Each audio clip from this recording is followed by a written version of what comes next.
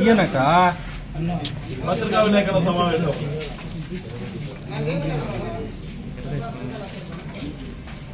అందరూ నమస్కారం.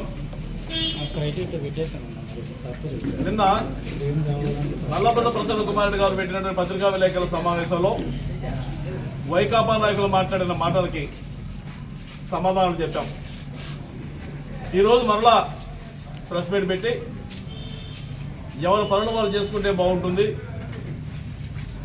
వయసు తగ్గట్టుగా మాట్లాడాలి, చాలా రాజకీయ భవిష్యత్తు ఉంది అని ఒక ఆయన మాట్లాడితే, ఇంకొక ఆయన పాపం ఆయన అంటే మాకు గౌరవం ఉంది, పెద్ద వయసు, ఆయన మాట్లాడుతూ ఆ రోజు మీరు అధికారంలో ఉన్నారు, 400 కోట్ల అవినీతి జరుగుంటే మీరు నిరూపించవచ్చు కదా అని ఒక ఆయన మాట్లాడితే, ఇంకొక ఆయన ఆస్తుల గురించి మాట్లాడారు. ముందుగా మాట్లాడడానికి తెలియజేస్తా ఉన్నాం, 400 కోట్ల రూపాయల అవినీతి జరిగిందని రాసింది సాక్ష్య పత్రిక.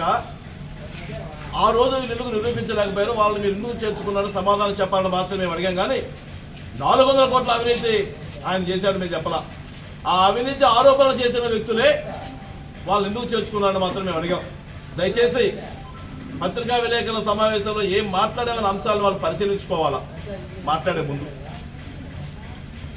ఆయన మరో మాట మాట్లాడుతూ వచ్చారు, చెంచాలు ఏదో మాట్లాడారు. బహుశా ఆయనకున్నటువంటి ఆధిపత్య ధోరణి, బీసీ కులాలు, బీసీల పట్ల ఆయనకున్నటువంటి చిన్న చూపు, ఆయన పార్టీకి ఆయన ఎమ్మెల్యేకు ఉన్న చిన్న చూపుని ఈయన ద్వారా చెప్పించారేమో.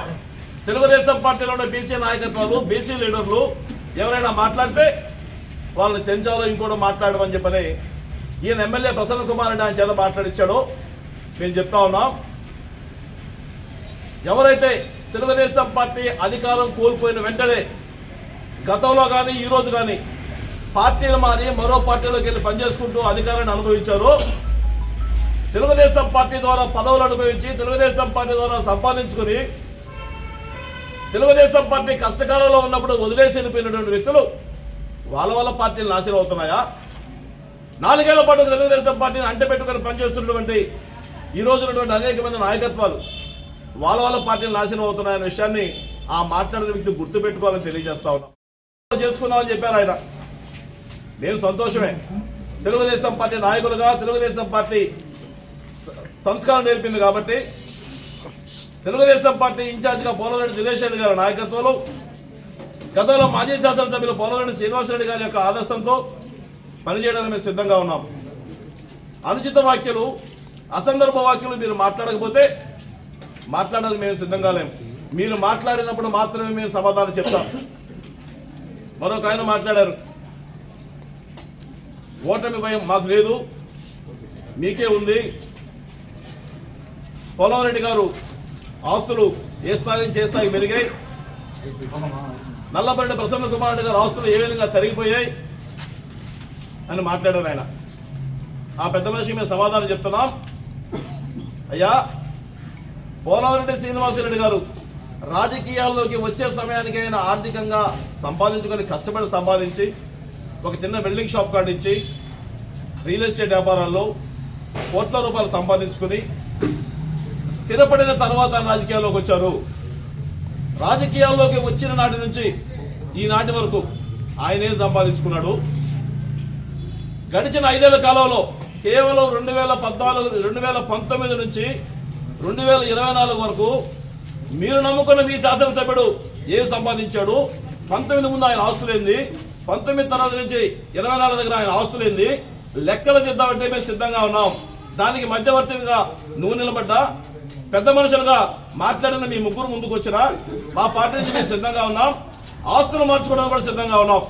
2019 నుంచి 24 దాకా ప్రసన్న కుమార్ ఏం సంపాదించాడు, పోలవరెడ్డి శ్రీనివాసరెడ్డి గారు రాజకీయాలు ఏం సంపాదించాడు, పెద్ద మనుషుల ఒప్పందానికి మీరు వస్తారంటే మేము సిద్ధంగా ఉన్నాం. అనుచిత వ్యాఖ్యలు మాట్లాడడం మంచిది కాదు. ఖచ్చితంగా ప్రసన్న కుమార్ రెడ్డికి ఓటమిపై పట్టుకుంది. ఖచ్చితంగా ఆయన చుట్టూ ఉన్న నాయకత్వాన్ని నమ్మే పరిస్థితులు ఆయన లేడు. ఇది మేము వాస్తవంగా చెప్తా ఉన్నాం. మేము ఎవరిని గెలకడం లేదు. తెలుగుదేశం పార్టీలోని బీసీ నాయకత్వాలకి పోలవరెడ్డి శ్రీనివాసరెడ్డి గారు, పోలవరెడ్డి దినేష్ రెడ్డి గారు పూర్తిస్థాయి స్వేచ్ఛ ఇచ్చి ముందుకు పోతున్నాం కాబట్టి గడిచిన 5 సంవత్సరాల కాలంలో తెలుగుదేశం పార్టీ ఇబ్బందుల్లో ఉండి కూడా ఎన్నడూ నడుస్తూ ఉన్నాం. సచ్చేదంటే మాది. పార్టీ కోసం నిరంతరం శ్రమించే వాళ్ళం మేము. అవసరమేం రోజు గుడిసి మీద తెప్పేసి వెళ్ళిపోయేవాళ్ళు కాదు. ఈ 5-6 ఏళ్ళు కష్టపడి పనిచేస్తుంటే పార్టీ కోసం నీ మొత్తం చేసి సమస్య మరీ ముందు తీసుకుపోదాం అంటే అది ఏ స్థాయికి పోవడానికైనా మేము సిద్ధంగా ఉన్నాం. పరిష్కరించుకొని పోదామని సిద్ధం కాబట్టి మాట్లాడిన అందరికీ తెలియజేస్తున్నాం. తెలుగుదేశం పార్టీ నాయకత్వం సంస్కారమైనటువంటి నాయకత్వంతో ముందుకు పోతా ఉంది. ఒక నిబద్ధతతో మేము ముందుకు పోతా ఉన్నాం. మా నాయకత్వాన్ని ప్రతిపక్ష పార్టీ అంటే మా పెద్ద పార్టీ మాకంటూ గౌరవం ఉంది. అన్ని అంటే మేము అడిగిన అసలు రైతుకి పాపం సమాధానం గౌరవిస్తాం. పార్టీ కోసం పంచుతాం. పోలవరెడ్డి ఎవరైనా వ్యాఖ్యసినా అర్థంగా మేము కూడా మాట్లాడే తెలియజేస్తూ మరొకసారి తెలుగుదేశం విజయం కోసం పార్టీ అభివృద్ధి కోసం నిరంతరం